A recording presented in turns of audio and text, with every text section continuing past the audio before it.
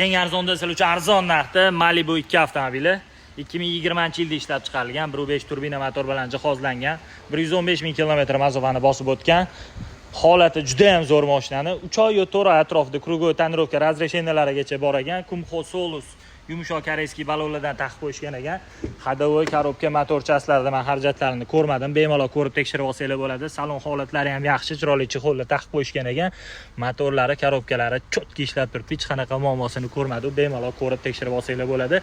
Yuklarigacha ishlab turibdi. Kuzov holatlari ham zo'r.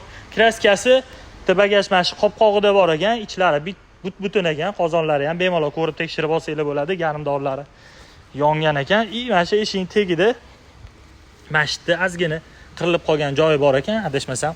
Mana mana shu raxidan, chizuvdan pastiga sepilgan ekan. Qolgan joylarini bemalol ko'rib tekshirib olsanglar bo'ladi.